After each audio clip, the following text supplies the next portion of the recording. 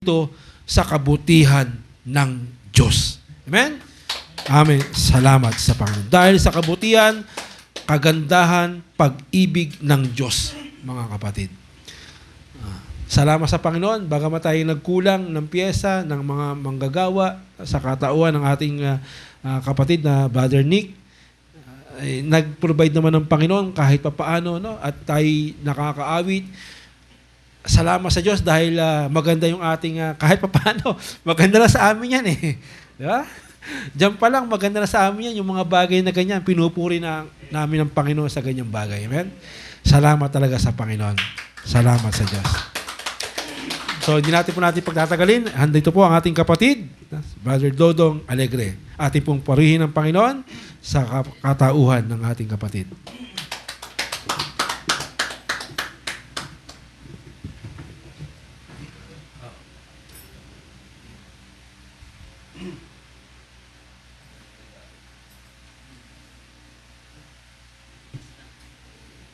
Mahirapan yata. Basa? Hindi mabasa, bro.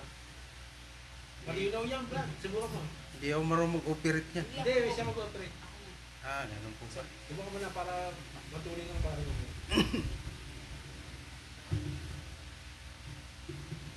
Sabihin mo lang yung talata. Nandiyan na lahat.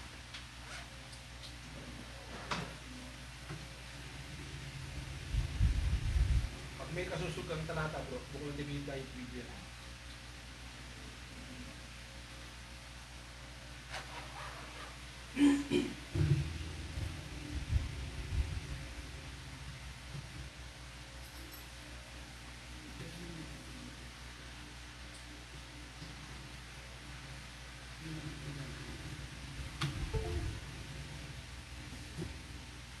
Salamat sa Diyos. Purihan natin ang Panginoon. Maligaya po ba tayo? Salamat sa Diyos. Dapat maging maligaya lagi, ano? Tugma naman po yung topic natin sa mga kinanta natin, ano? Lalo sa tuwi na sa buhay ng Kristiyano kay Kristo. Dapat masaya tayo lagi, ano? Bagamat sinusuong natin yung iba't ibang mga alam na natin, pangangailangan, hirap sa katawan, ano? Mga tukso. Pero dapat alalahanin natin ang Panginoon na nandyan lagi. Ano po. Bago po lahat, mga kapatid, bago tayo kumain ng salita ng Diyos, tayo po muna ay magpakumbaba muli. Manalangin po tayo.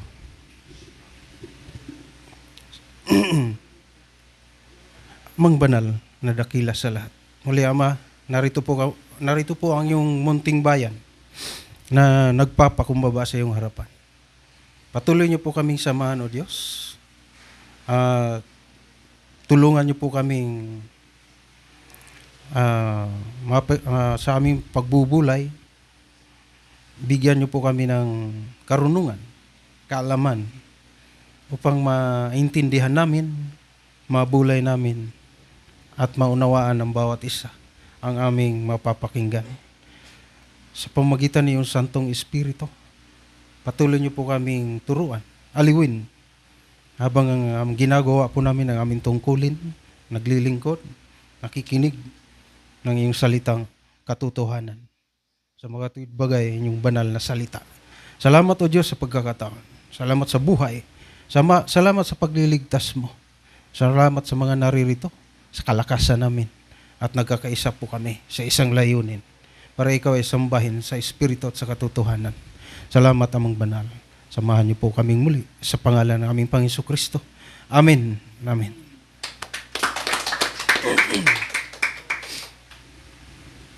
Salamat sa Diyos. Tuloy-tuloy na po ba tayo?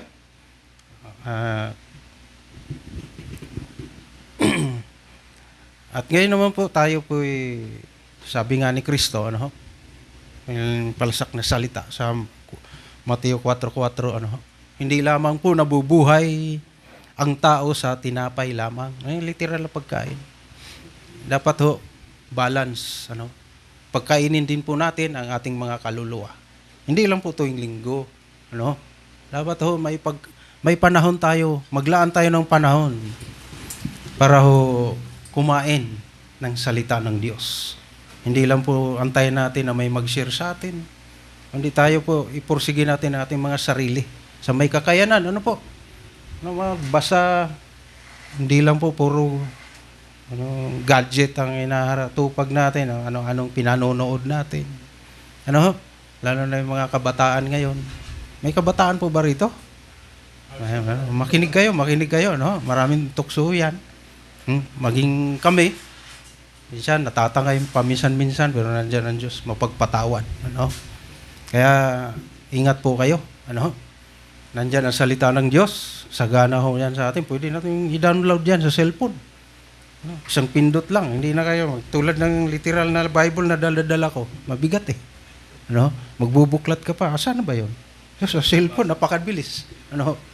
Wala hong maidadahilan na ang mga tao ngayon, lalo na yung mga kabataan. Ano? Kung ano pinagkakabalaan sa buhay.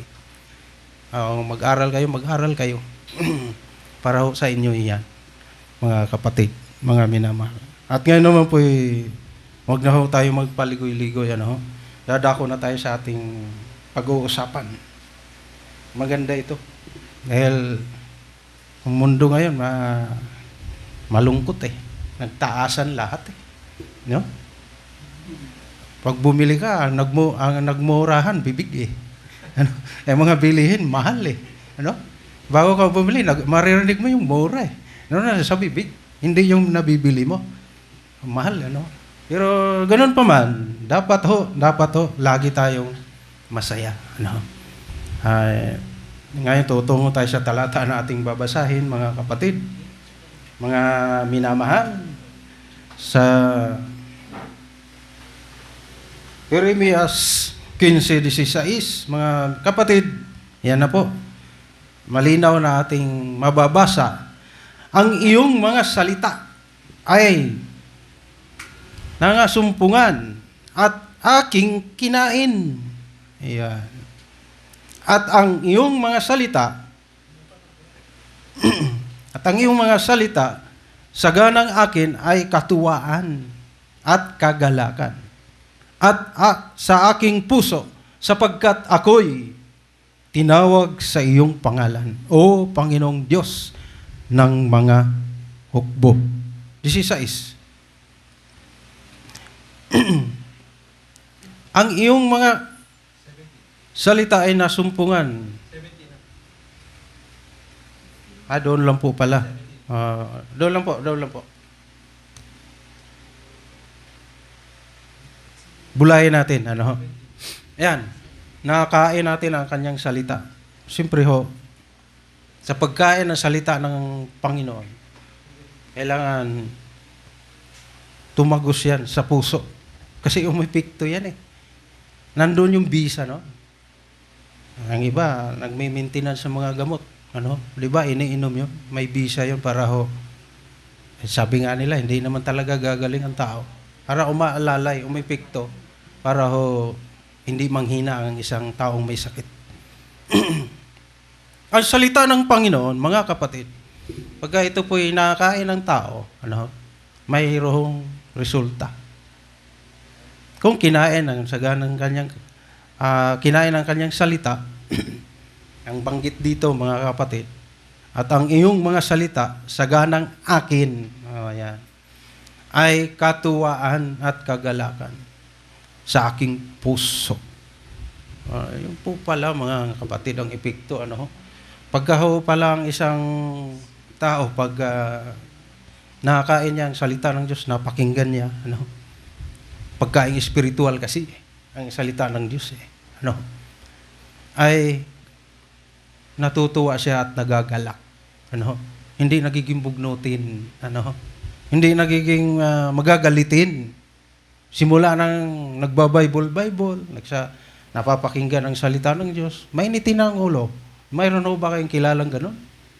Ay, hindi ho, tunay na nakakain yun. Ano?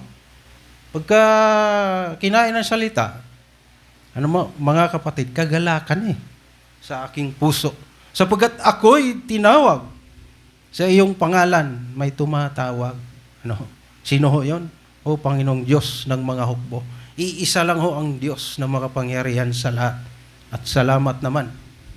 Isa tayo sa napili sa dami ng tao, ano, na napabahaginan at napapakain ng kanyang salita. Kainin po natin. Ano? At pagkain ito, kailangan seryoso tayo. Ano? Kagalakan ng ating puso. Pag tuwing nagbubulay tayo ng salita ng Diyos, ito palipas oras, hindi po. Hindi po ito palipas oras. Nakakainip naman, makakapagbasa nga. Hindi ho, mga kapatid. Pag nagbasa tayo nito, kailangan bukal sa ating puso, maging katuwaan sa atin, kagalakan sa atin. Hindi yung pagbasa natin, ilang talata ka natutulog. Paanto ka. Hindi ho, mga kapatid, hindi po dapat ganun ang epekto. Ano? Pagka natuto at nagagalak ang isang tao, mayroon ho bang natuto at nagagalak ay tulog? Wala ho. Gising na gising ka. Ano? Talagang iyong katawan buhay na buhay ang dugo, mga kapatid, mga minamahal. At minsan pa nga, dumating sa punto habang ikaw ay nagbubulay at kumakain ng salita ng Diyos, may paghipo ang Diyos eh. Minsan napapaiyak ko tayo. Ewan ko kung dinanas niyo po yan. Kung hindi pa, maging tayo, seryoso sa ating Diyos. Dahil siya hindi nagbibiro. Talagang tunay, ibibigay niya sa atin yan. Hindi ito pakiramdam lang. Hindi ito biyaya, bibigay sa mga tinawag ng Panginoon. Ipakita natin sa Diyos. Isa tayo sa napili. At hindi siya nagkakamali. Umipikto sa atin to. Mga galak at kagalakan pag napapakinggan at nakakain ang salita ng Diyos. Sa susunod na talata, sa awit mga kapatid, mayroon din pong sinabi rito, kayo'y mga lingkod sa Panginoon na may takot at mga galak na may panginginig. Iyan. Talagang buong puso yung tuwa, may panginginig. Meron ba kayong nakitang natutuwang matamlay? Di ba talagang may nakikita ako pag nakita niyo yung idol nila, parang nanginginig pa sa tuwa sa Diyos pa kaya, mga kapatid? Ang ilan doon, mga kapatid, naglilingkod sa Diyos. Masasabi ba natin may takot? Masasabi ba natin yon, mga kapatid? Na sila lang po ang natutuwa dahil sa pakinabang? Mga minamahal? Kailangan mga galak na may panginginig bukal sa ating kalooban. Tagos sa puso. Bakit ho? Dahil tayo ay may takot sa Diyos. Hindi ho ito ibibigay ng Diyos sa mga hindi natatakot sa Diyos. Mga minamahal. Dapat isa tayo sa nabiyayaan ng ganitong grasya, biyaya mula sa Diyos. Hindi po pwede nating sabihin emosyonal lang pakiramdam lang damang-dama dapat. Kasi kung sa pakiramdam lang natin dadaanan yung tuwa at galak, mamaya malulungkot na naman tayo. Ibig sabihin may hangganan, natatapos. Ayaw ng Diyos yun. Na malungkot tayo kahit isang segundo. Mahirap, brad madaming alalahanin sa buhay. Mahirap makatawa. Sa aura ng tao, sa mukha ng tao, makikita yung siya ay problemado, yung siya ay walang problema. Mga kapatid, makikita. At nakangisi ito, kasi may pera pala. Pag walang pera, hindi makangisi. Hindi maka-smile, hindi makatawa. Nagkasalubong ang kilay, Talagang ganun ang tao, mga kapatid, marupok. Ayaw ng Diyos na aalipinin tayo sa ganun buhay. Marami tayong naalala sa buhay na ito. Tandaan po natin, tunay at totoo na marami tayong sinusuong sa buhay na ito para magiging hadlang, para hindi tayo matuwa sa Diyos. Lalahanin natin, matatapos po ang lahat ng bagay na yan. Magwawakas yan. Pero yung kagalakang ibibigay sa Diyos sa atin, ito po'y tuloy-tuloy, mga minamahal. Talon po tayo sa awit 5:11. Mayroon din pong binanggit dito. Ngunit iyong pagalakin ang lahat na nagsisipagkanlong sa iyo. Ayan. Diyos ang magbibigay ngunit iyong pagalakin ang lahat na nagsisipagkanlong sa iyo. Pahiyawin mo nawa sila sa kagalakan magpakailanman, sapagkat iyong pinagsasanggalang sila. Mga galak nawa rin sa iyo ang nagsisiibig ng iyong pangalan. Iniibig po ba natin ang Panginoong Diyos? Purihin natin ang Panginoon. Hallelujah! Salamat sa Diyos. Diyos po ang magbibigay nito eh. Hindi ito pakunwaring pakiramdam. Iyong pagalakin ang lahat. Kasama tayo doon sa lahat na nagsisiibig sa kanyang pangalan. Tuwing linggo lang tayo nagkatuwaan? Hindi eh. Ang banggit dito, kagalakang magpakailanman. Di walang patid. Ano po? Hindi maalis ang katotohanan. Hikaos kami sa buhay. Ayun, mga ganon, sama ng pakiramdam ko. Talagang umiiral yung kalungkutan. Namatayan kami. Nagluluksa kami. Yan, yung mga hayagang mga salitang ating mapapakinggan. Maging sa atin, tinanas natin. Mga minamahal, totoo at tunay ang nasusulat ng salita ng Diyos. Bulayin po natin, pakinggan po natin maingat. Baga sa pagkaing literal, huwag yung pagsubo, lunok agad. Hindi ho. May kilala po ba kayo yung pagkaing literal? Pagka sinubo, wala nang nguya-nguya. Lunok agad. Mayroon ho ba? Marami ho. Yung walang ngipin. Yung walang ngipin. Wala naman panguya. Yun eh. Gilagid. Hirap sa matigas. Pero kung doktor naman ho ang ating isasali rito. Sabi nila, pagka kumain ka, kahit konti, basta nguya mo ng talagang ninamnam. Ayan. Yung salitang ganon. Ninamnam mo yung kinakain mo. Umipikto yun sa katawan. Andun yung vitamins. Yung vitamina na umiikot sa ating katawan. Pero kung lunok lang lunok, buo pa rin. Kaya nga na ano yung iba, yung hindi natutunawan. Sa katakawan yun eh. Sobra-sobrang kumain. Ang pagkain may tamang pagkain. Pagka nagutom, yun, kumain ka. Iba kasi kumain, hindi naman gutom. Kasi maraming sagana kasi, katakawan kasi ng tao. Ayan. Yun, mga kapatid, pagkain literal. Ganoon din po, sa salita ng Diyos, ito'y pagkain nating spiritual na pagkain. Mga kapatid, mga minamahal, ay bulayin natin. Hindi basta-basta na, makinig lang. Alam natin, dalawang pakinig natin eh. Pwede lumabas yan sa kabila eh. Ibig sabihin, wala sa kanyang sariling, hindi mula sa kanyang puso ang kanyang pinakinggan. Kasi pag uwi ng bahay, hindi na alam kung ano ba yung napakinggan ko kanina. Yari na tayo. Kaya ako dati, danas ko yan eh. Hindi ko na maalala yung napakinggan ko. Ang ginawa ko dati, siyempre mga baguhan, gustong-gusto kong makinig. Katuwa ang salita ng Diyos eh. Kaya may mga chat down ako, lista talaga yan.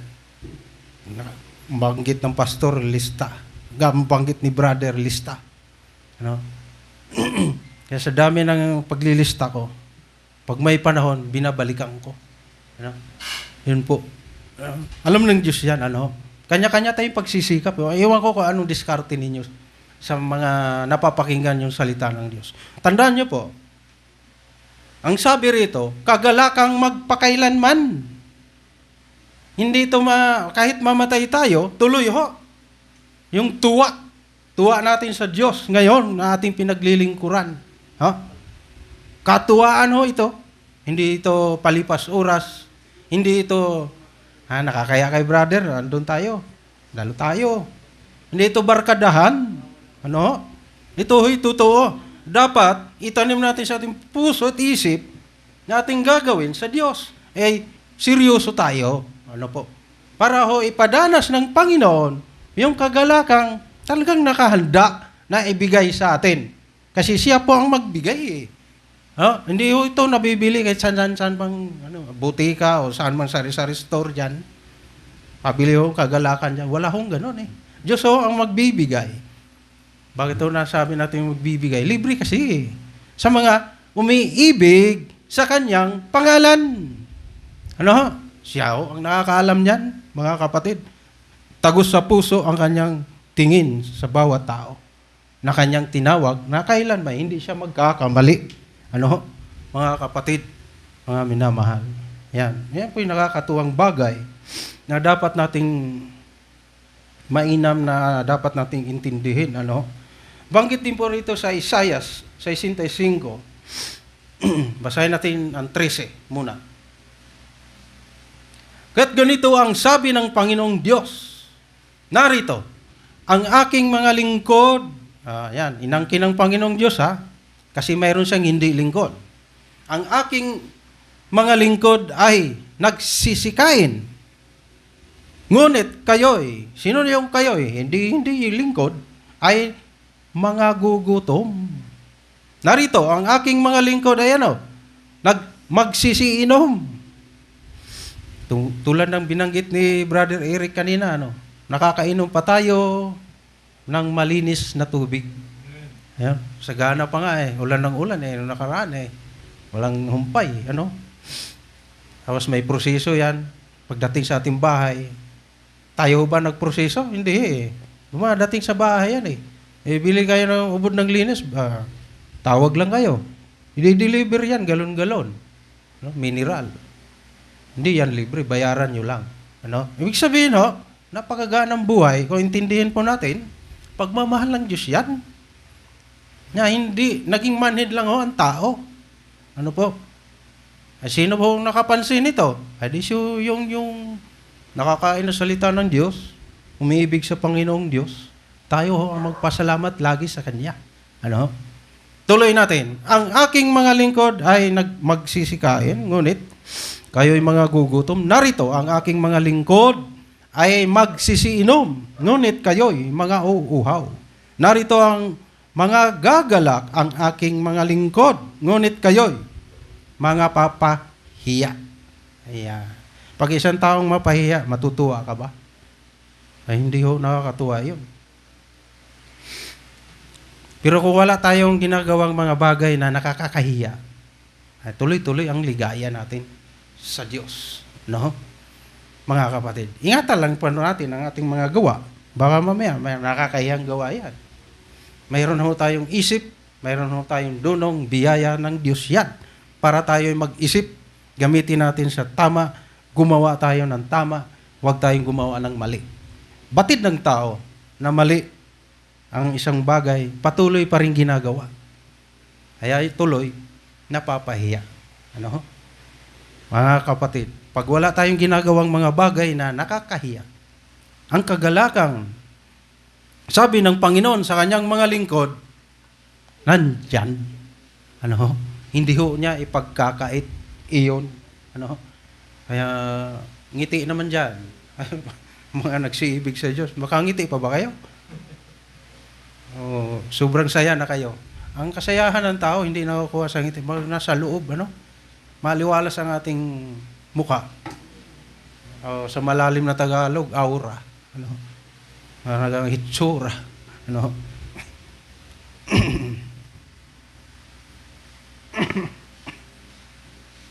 Sa ating pagpapatuloy, talon tayo sa 17.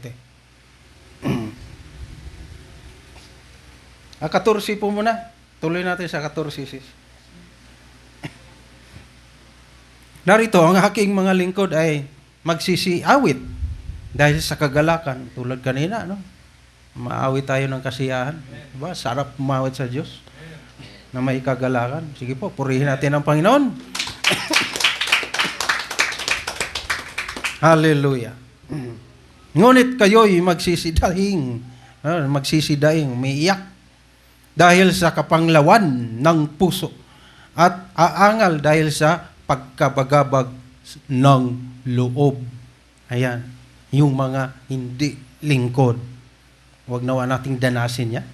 Gusto na lang natin yung umiyaw tayo, umawit sa Panginoon, malaya, wala nagbabawal, dahil tayo tapat na lingkod. Talon tayo sa 17. Ang sabi diyan, sapagkat narito, ako'y lumikha ng mga bagong langit at ng bagong lupa, at ang mga dating bagay ay hindi maalala o mapapasaisip man. Tuloy po natin. Ngunit kayo'y mga tuwa at mga galak magpakailanman sa aking nilikha. Ayun. Sapagkat narito, aking nililikha na kagalakan ang Jerusalem at kaligayahan ang kanyang bayan. Yung bagong langit pala ng ginawa ng Panginoon, wala pa. Hindi natin makikita pa sa ngayon. Yun, tuloy-tuloy yung kasiyahan, kagalakan, magpakailanman. Walang patid. Yung buhay natin dito, natatapos eh. Kahit ubod ng yaman, kailanman. Ay, kailan lang, may namatay na namang kilalang tao. Masasabi ba nating mahirap yun? Talaga ang buhay, hindi hawak kahit mayaman, dukha. Talagang dadaan lang tayo rito. Matatapos din yung mga ginagawa natin dito. Pero wala pa, tuloy natin yung gawa natin. Siguro napabalitaan nyo yun. Kaya mga kapatid, magpakailanman. Doon pala natin yung tatamasain sa bagong langit at sa bagong lupa na lilikha ng ating Panginoong Diyos. Magpakailanman. Dito pa lang, dito yung training ground. Paano ba tayo magsaya sa Diyos? Kasi doon, hindi na tayo mabago. Ay, ganito pala magsaya. Hindi na bago sa atin. Kasi dinanas na natin dito, tuloy-tuloy lang doon sa kabila buhay na inihanda ng Diyos. Yan ang salita ng Diyos. Ngayon, magpakailanman ang kagalakan. Gusto ba natin ganun buhay? Punta na tayo doon? Hindi pa, mayroon pa tayong gagawin dito. Kaya tuloy ang trabaho, Brother Romeo. Tiis-tiis lang tayo. Tuloy ang buhay. Basta ingatan lang natin ang ating sarili. Huwag matangay sa mga makamundong bagay. Ngayon, sa ating pagpapatuloy, sa bagong tipan tayo. Mainam ito.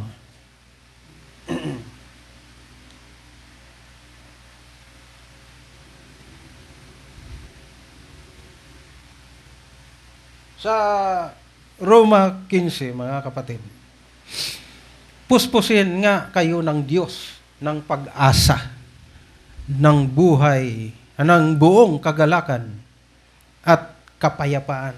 Ayan. Sa pananampalataya upang kayo'y managana sa pag-asa sa pamamagitan ng kapangyarihan ng Espiritu Santo. May kakambal, kagalakan. Bukod na kaya pala, hindi po pwedeng matuwa ang isang tao kung hindi siya payapa at kapayapaan. Sino po ang magbigay niyan? Diyos. Puspusin nawa. Siya po ang magbigay niyan. At alam niya ang bibigyan niya. Alam niya, mga kapatid, na siya ay may takot sa Kanya sa pamamagitan ng pananampalataya. Doon sa mga sulat sa bagong tipan, hindi mo talagang puro pangako doon. Sabi sa Hebreo, mga anino, yung mga nakasulat karamihan sa bagong tipan. Sa darating na panahon, sa panahon ng Kristo na, ayan na, malinaw na ang banggit pananampalataya. Ang bibigyan nito, ipadanas ng Panginoong Diyos, mga kapatid, ng buong kagalakan at kapayapaan, ayon pong may pananampalataya sa Kanya. Upang kayo'y managana sa pag-asa sa pamamagitan ng kapangyarihan ng Espiritu Santo. Mayroon kasing Espiritu Santong nananahan sa atin eh. Oh. Alam po ba natin yun? Dapat po alam natin yun, mga kapatid. May nananahan pala sa atin. Kaya, sabi nga nila, behave. Hindi po. Dapat alam natin yun, mga kapatid. Dahil sa bunga ng ating pananampalataya, mga kapatid, tatamuhin natin ang kagalakan at kapayapaan. Yan ay napakainam. Lalo na sa mga pagsubok na darating, mahirap hong matuwa. Mahirap hong magsaya. Pero alalahanin nyo ang salita ng Diyos, mga kapatid, tunay at totoo po ito, na hindi po niya tayo pababayaan. Talaga yung bibigyan tayo ng kapayapaan. Maging payapa ka bang walang pera, sis? O brother? Siyempre mayroon yan. Hindi siya nagkulang eh. Brad, wala eh. Antay tayong may pagtitiis. Darating din yan. Mga kapatid. Pag nandyan na, mga kapatid, andyan na nga. Kagalakan at kapayapaan. Sabihin, andyan na ang iyong kahilingan. Tinugunan ng Panginoong Diyos. Hintay na may pagtitiis. Bunga ng ating pananampalataya kasi sinusubok tayo dyan. Kung tunay ba tayong sumampalataya at hindi, mga minamahal. Ngayon sa ating pagpapatuloy, tunguhan natin ang talatang ito, mga minamahal. Sulat pa rin ni Pablo sa 2 Korinto 2:3. At ang aking isinulat, salamat naman sa Diyos, isinulat ito, at tinabutan natin. At aking isinulat ang bagay ring ito upang pagdating ko ay huwag akong magkaroon ng kalumbayan doon sa mga nararapat kong ikagalak. Sa pagkakatiwala sa inyong lahat na ang aking kagalakan ay kagalakan ninyong lahat. Ayan. Kaya nga sabi sa nasusulat, kung may natutuwa, makituwa tayo. Kung may umiyak, iyak tayo. Hawa-hawa. Isang espiritu.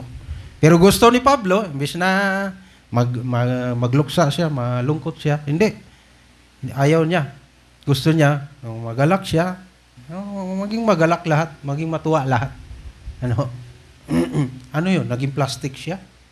Mayroon pala siyang kalumbayan sa loob. Di ayaw niyang na kanyang maharap ang mga kapatid, bis na magpalakasan, magpalungkutan tuloy. Ayaw niya ng gano'n. Ka-encounter na kayong mga kapatid, dumalaw sa inyo, bis na palakasin kayo. Pinalungkot pa kayo ng gusto. Sinasang-ayunan pa yung mali. At papayuhan ka pa ng mali. Hindi po dapat. Ayaw ni Pablo ng gano'n. Gusto niya, makaharap siya. Ganun din dapat tayo. Kung tayo po'y dumalaw sa mga bahay-bahay o mga kapatid, dapat dala-dala na taglay natin yung tuwa at galak. Mapawi yung lungkot dun sa loob. Maging sanhi tayo sa kagalakan. Tulad ni Pablo, na ang kanyang kagalakan ay kagalakan ninyong lahat, mga kapatid. Yan ang lingkod ng Diyos, mga minamahal. Marunong magtimpi at magpigil. Kasi siya ay naturuan. Gusto rin niya lahat maturuan. At matuto dapat tayo. Paano ba tayo maglingkod sa Diyos na matuwa? Lord, may Bible study doon. Available tsaka na lang. Medyo pagod. Maraming dahilan ng tao. Pag may panahon tayo at pagkakataon, katuwaan dapat natin yun eh. Salita ng Diyos yun eh. At batid natin, mayroon tayong naiimpok sa loob natin na natututo tayo kasi ubod ng tagal natin. Sabi ni Pablo, dapat nga kayong lahat mga ngaral na eh. Kayo na dapat magtuturo at ngayon tinuturuan pa kayo. Yung mga banggit ni Pablo para ho sa mga matatagal na. Pero nababalitaan niya, pa yung masuwain. Mga kapatid, mga minamahal, maging huwaran dapat. Paglilingkod sa Diyos, hindi ito magdudulot sa atin ng kalungkutan. kundi ito'y katuwaan sa ating mga sarili. At pinatitibay natin ang mga nakikinig at higit sa lahat, yung ating sarili. Ano? Iyan ang buhay na halimbawa si Pablo. Ng kanyang kagalakan ay maging kagalakan ng lahat. Ano? Hindi niya sinasarili. Natuwa siya, bahala kayo dyan. Basta magsaya ako sarili ko. Hindi siya madamot. Siya ay magbabahagi. Binabahagi din naman. Ang pagdadamot, mga kapatid, anong tawag nito? Madamot yung makasarili. Hindi lang ho yan tumutukoy sa material na bagay. Tandaan ho natin yan. Tumutukoy rin din po yan sa spiritual na bagay. Yung salita ng Diyos. Kung anong pong inabot natin, i-share natin. Ibahagi natin. Kung may nag-share sa atin, huwag mong sabihin, alam ko na yan, tuturo din ako. Hindi po, dagdag kaalaman yun. Kung may mag-share sa atin, yung ikaw ay nagsishare na, matuwa tayo, magalak tayo. Oh, may natutunan ako, may dagdag kaalaman ako. Ay, iba kasi, mahambog eh. Sino ka ba? Babahagi ako. Nagsishare na ako. May lisensya pa ako, pastor. Tapos sinisiran mo ako. Ganun sila kayabang. Ano? Mga kapatid. Ang pantas ay nakikinig ng payo. Oh, iyon, okay. At siya ay nagpapakumbaba. Kaya mga kapatid, mga minamahal, salamat sa mga sulat ni Pablo na ating dinatnan para maging gabay ho sa atin. Ngayon naman, sulat ni Pedro naman tayo. Uno, sa talatang 6 muna. Na ito ang inyong totoong ikinagagalak. Bagamat ngayon, sa sandaling panahon, kung kailan ay pinalumbay kayo sa mga mulit-muling pagsubok, 5, upang ang inyong pagsubok, upang ang pagsubok sa inyong pananampalataya na lalong mahalaga kaysa ginto na nasisira bagamat ito'y sinusubok sa pamamagitan ng apoy, ay masumpungan sa ikapupuri at ikaluluwalhati at ikararangal sa pagpapakahayag ni Hesus Kristo. Yan. 8. Na hindi ninyo nakita ay inyong iniibig. Sino? Si Kristo. Hindi natin siya nakita pero iniibig natin. Na bagamat ngayon ay hindi ninyo siya nakikita, gayon may inyong sinasampalatayanan na kayo'y nangagagalak na totoo, na may galak na di masayod at puspos ng kaluwalhatian. Tuloy. Na inyong tinatanggap ang layunin ng inyong pananampalataya ang pagkaligtas ng inyong mga kaluluwa. Purihin natin ang Diyos.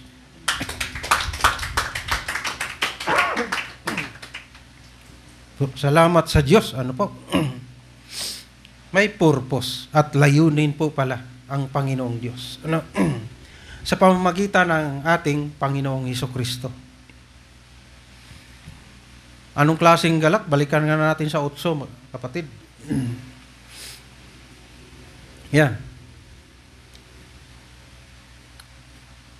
Galak na di masayod. Ayan. Talagang malupit, ano? Mayroon pa bang ihigit dito? Wala na ho. Pero mukha yatang malungkot kayo dyan. O seryoso lang tayo. Mga kapatid, ang purpose po pala sa pananampalataya, dahil bunga ng ating pananampalataya, mga kapatid, talagang ang layunin talaga dyan, ano, sa pananampalataya ho natin. Kasi may darating na kaparusahan na maligtas tayo. Tiyakin natin ang kaligtasan. Ngayon, pag natiyak natin ang kaligtasan natin, matutuwa ba kayo? Hindi. Hindi dapat malungkot. Talagang dapat magagalak tayo na hindi masayo. Ang malungkot mga kapatid, di sila pwedeng mag-enjoy o magalak. Yung hindi maligtas. Kasi may totoo po, may nakaamba po na parusa, ikalawang kamatayan. Ay hindi tayo kandidato doon eh. Dahil hindi tayo kandidato doon, o hindi para sa atin yon, malungkot ka ba? Ba, dapat matuwa tayo, mga kapatid, mga minamahal. Kaya pala, nakatala dito mga kapatid, itinala, sinulat ni Pedro na kapatid natin na apostol, ay sabi na kayo'y nangagagalak na totoo, na may galak na di masayod at puspos ng kaluwalhatian. Yan, mga kapatid.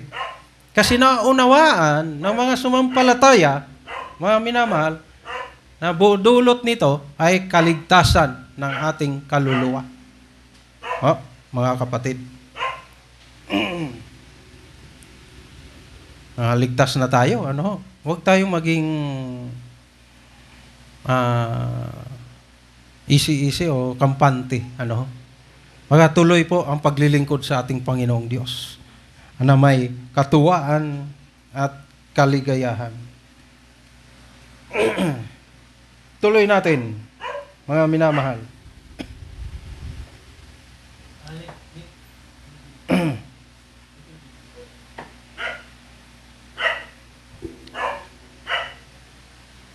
Ilang talata na lamang po ito,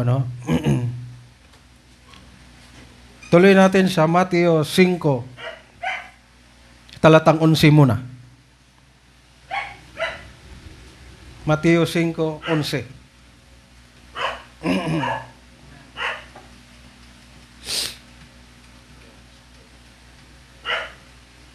Yan, 11. Yan sabi, mapapalad kayo pagka kayo'y inaalimura at kayo'y pinag-uusig at kayo'y pinagwiwikaan ng sari-saring masama na pawang kasinungalingan.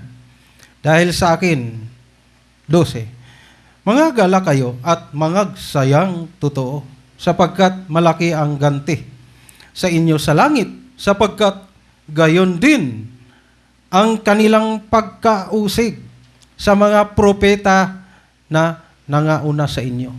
Ayan. Pagka inalimura, parang minumura tayo, Minumura tayo. Inuusig. Ang walang tigil na pag-usig. Parang nanggugulo ba? Nanggugulo. Sinirutong, ang sabi na sa nasusulat, mga galak kayo at mga sayang totoo. Normal, hindi ganyan ang reaction, di ba? Di ba na ilang tao, mga kapatid, pag may nang gulo at nagmura sa atin, talagang umiinit yung tainga natin, gusto tayong gumanti, pero hindi dapat. Pero hindi pa yata natin dinanas yun eh. Habang nagsishare tayo, minumura tayo. May nagmumura sa atin, pero sa isang bagay, dahil may ginawa tayong di maganda. Kaya ka minura. Pero sa paglilingkod, hindi natin dinanas to. Kasi yung bansa natin, salamat sa Diyos, demokrasya. Malaya. Kaya sa ubod ng laya, napakalipa na ang mga siktang panreliyon. Hayagan, po. Pero kung danasin natin, mga minamahal, ako dinanas ko eh. Kaya pala sabi ni Kristo, ang isang propeta ay walang, anong tawag doon? Walang kapurihan sa kanyang bayan. Kung saan ka lumaki, kilala ka doon. Doon ka pinanganak, doon ka lumaki. Kilala ka nga doon eh.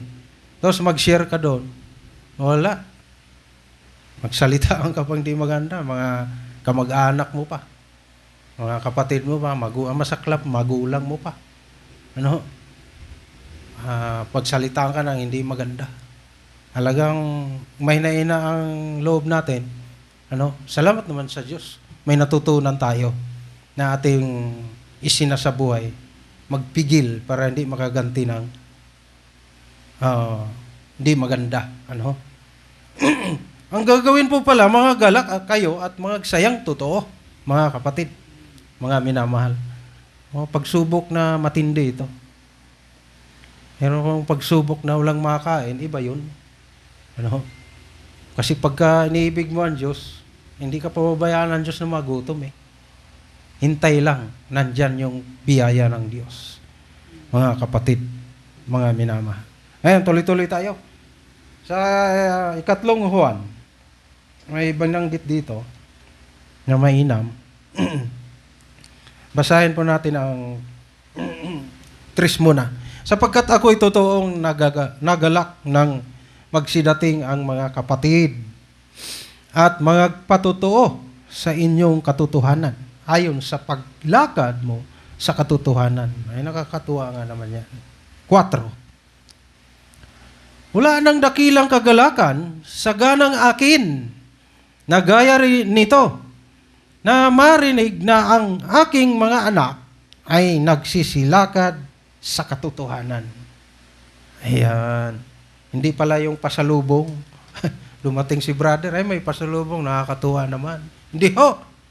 Dapat ho ang makita at mabalitaan ng mga kapatid pala ay lumakad sa katotohanan. Yun ang nakakatuwa at nakakagalak. Wala na raw pong dakilang kagalakan doon, wala nang hihigit doon. Ibig sabihin, ang kaligayahan pala sa buhay na ito ay hindi ho itong mga material na bagay. Ano ho? Hindi ho ito mga material na bagay. Hindi, mga kapatid, yung paglakad sa katotohanan. Hindi kasinungalingan. Ano? Kasi ang mundong ito, puspos ng sinungaling. Kaya patuloy silang namumuhay sa kasinungalingan. Ano ho? Mga kapatid, mga minamahal. Kaya wag natin silang tularan, mga kapatid. Dahil sabi rito, ang na marinig daw po, na ang aking mga anak sa pananampalataya yun ay nagsisilakad sa katotohanan. Oo, marami hong lumalakad sa kasinungalingan, mga kapatid. Kailan pa ba nating lawakin yung kasinungalingan? Basta hindi totoong bagay, kasinungalingan yun. Basta ng mga salita na di tunay, kasinungalingan yun. No? Maski nga itsura ng tao itsura niya lalaki, lumakad sa kasinungalingan, naging babae. Babae daw siya. Ano? Ay totoo, sa katotohanan lalaki, ano po? Itsura lalaki. Ay, ano yung nasa lalaki, nasa kanya. Tapos sasabihin, babae sa babae naman, babaeng babae. Mas gusto daw niya, siya daw ay lalaki. At tingnan mo yung kasinungalingan na yan, ano? Hayagan na nga ang katotohanan no? Yung anyo, gusto pa ng hindi kontento ba? Hindi ginawa ng Diyos ang babae, babae. Yung gusto ng mga ilan, gusto sila lalaki. Mga kapatid, nako, magsisi kayo. Dahil hindi natutuwa ang Diyos sa mga ganyan. Ganon din po sa kalooban. Panlabas na nyo yun. Marami tayong dapat bantayan sa buhay na ito. Ano po? Para yung dakilang kagalakan ay mapasa atin. Ano? Mga kapatid. Ito yung panlaban natin sa kalungkutan. Paano kung wala ka na ito? Paano kung hindi tayo nabigyan ng Diyos na ito? Mga kapatid. Kaya sa panalangin natin, huwag ho tayong manalangin na puro lang panliteral na bagay ang hihilingin natin. Kailangan hilingin natin yung dunong, kaalaman, para maibibigay ng Diyos ito. Ano? Ilan na po ang nabibigyan ng Diyos na ito. Maraming ambisyon ng tao. Ito, marami tayong mga kapatid na bata pa rito. Ambisyon nila makatapagtapos sa pag-aaral. Amen. Walang problema dyan. Magandang bagay yan. Pero ang higit sa lahat na ambisyonin ng tao o yung mga kabataan na ito, yung may takot sa Diyos at lumakad sa katotohanan para sila ay gabayan ng Diyos sa kanilang pag-aaral. Yun ang susi dyan At ikaw ay padunungin, baka ikaw pa ang pinakamatalinong estudyante dun sa room. Ano? Kailangan ng tiyaga, sipag sa pag-aaral. Hindi naman instant na, marunong ka na. Ano yung magic? may gagawin ka eh. Basa. Siyempre, magbubulay, basa. Magtutuklas ng mga bagay. Ano mga estudyante, di ba? Pagkatamad kang magbasa, ay talagang mangangamote ka sa school. Pagka nagtuturo ang teacher, danas ko yan nakatulog. Biglang mag-quiz, mag-test. Naku, 0.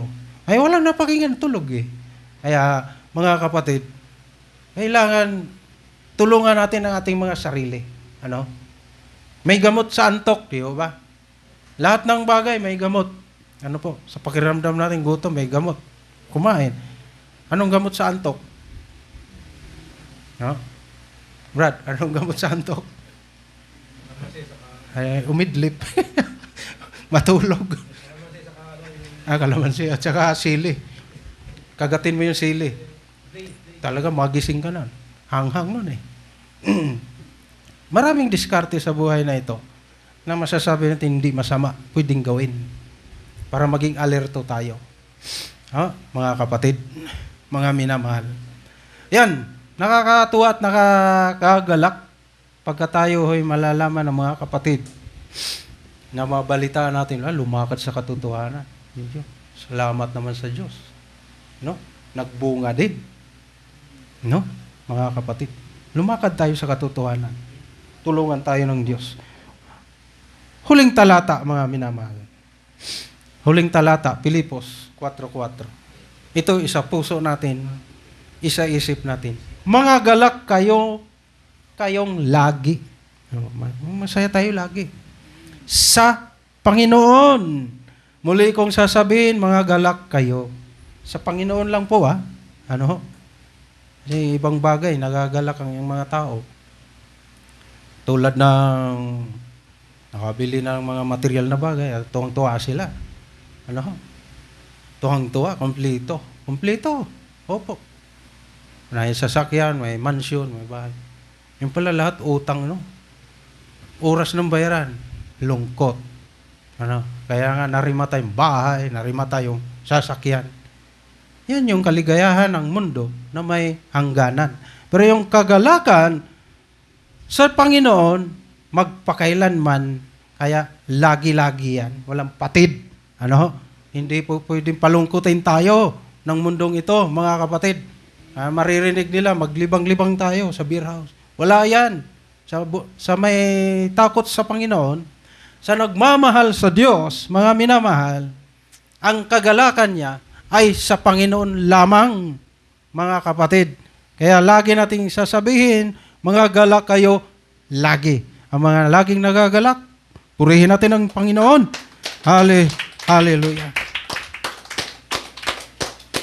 Ngitian mo na yung katabi mo. Ay, mukhang nakasimangot Bawal sa atin yung lungkot. Lagi. Dapat palagi. Dapat ganon. Gamitan natin ang pananampalataya yan. Kasi kung walang pananampalataya, wala talaga. Hanggang salita lang tayo. Hanggang pakinig lang tayo. Hindi magbubunga. Ano po?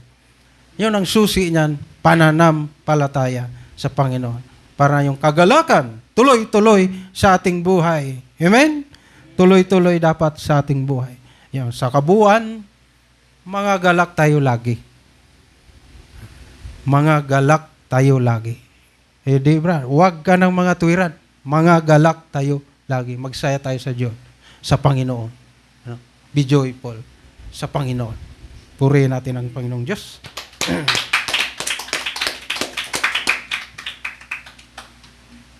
At ang pangangasiwa po, ibalik ko po kay Brother Eric sa pagpapatuloy.